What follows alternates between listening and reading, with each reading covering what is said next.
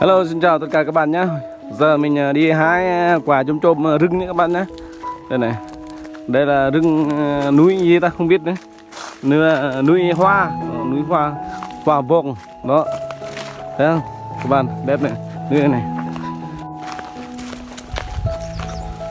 Thì có được tầng 1 ra. Đây gần đi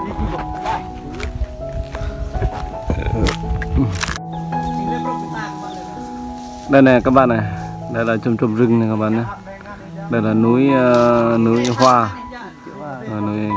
hoa các bạn này. Đó, đây là quả chôm chôm rừng này. Đây là không biết chua hay là ngọt, không biết nữa, chưa hái chưa ăn. Ô đồ vui kia đi.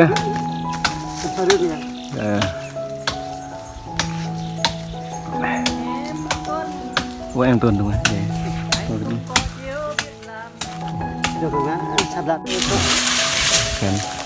Để xem nào.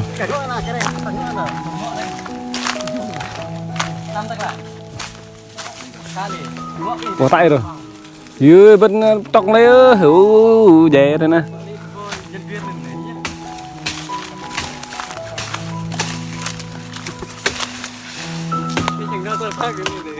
Cần. Đây này các bạn này.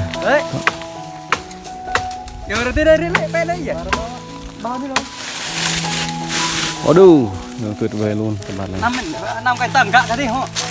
Tầng gạ có cái phần đul cái gì? Mau kre lên lê, dễ ngã lên mà hạp. Cái mình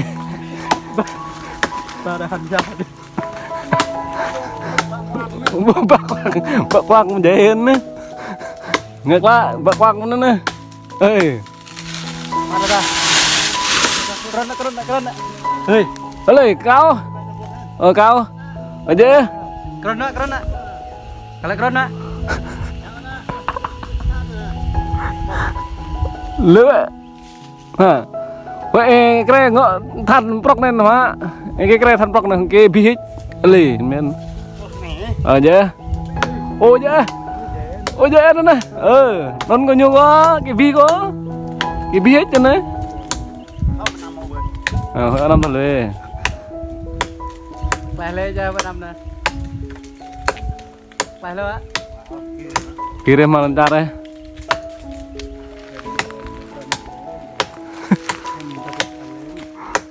kita lagi kan lê ta lê bấm gật này bọc nó bấm gật lê đủ dễ này nữa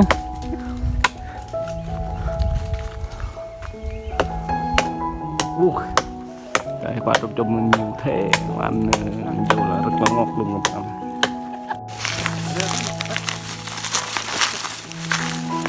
để mình coi thử nó có ngọt không.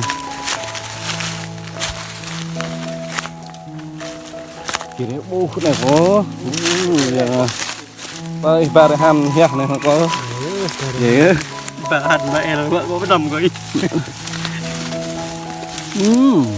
xong đó thầm mi lúc trần hàng ra nó bao giờ đó bữa chẳng hàng da nữa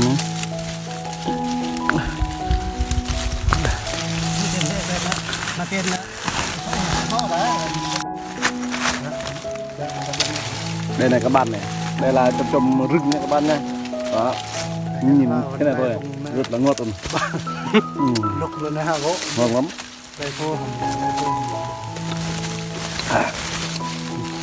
chua ngọt, bẹ quá gì, cái cái lấy chua ngọt rồi chửi,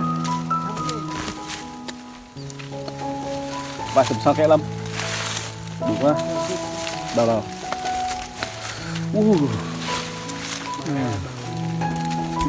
chập robo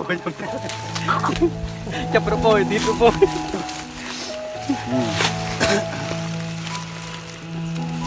dan ini to kak Nên mình học untuk kena tách. Nih. Matiin untuk chặt tách. Nên mà nắp untuk kena tách. Rồi nhìn phải. Nên như untuk chặt tách chứ nên thì nó untuk kena tách chứ. Nên tendang tách chứ.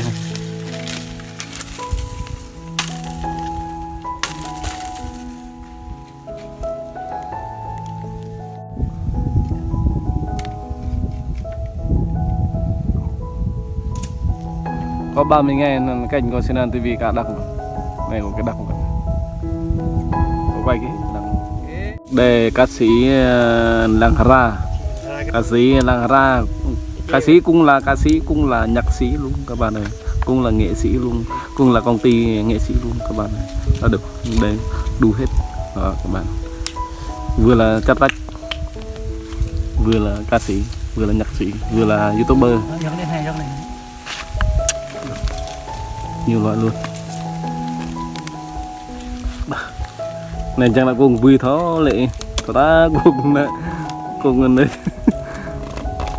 là một cái đàn này chỗ chàng bạn này tách mà riêng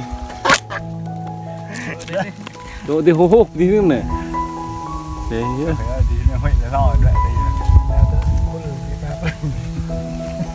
làm mơ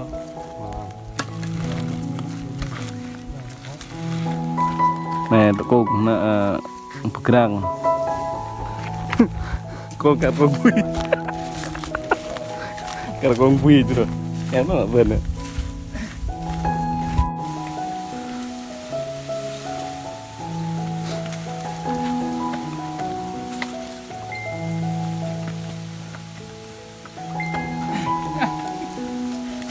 các bạn đưa chơi đặc biệt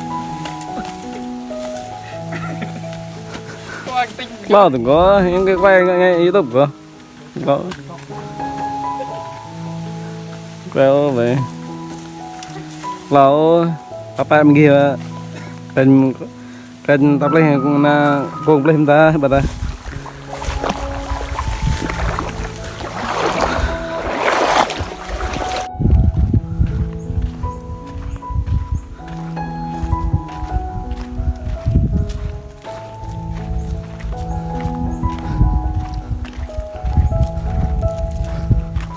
nè mi yêu dạy đây mi nè ở đây nè bị việc lê dạy dạy cái thì dạy cái việc lê thì bên đó thì không tiền năm đâu được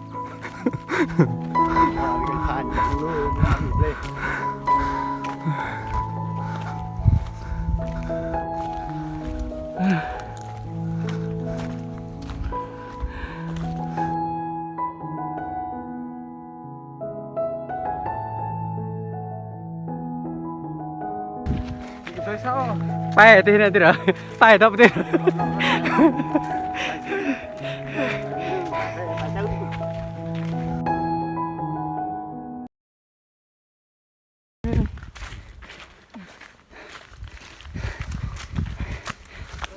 có trâu con này có ô kịp bên em bên trên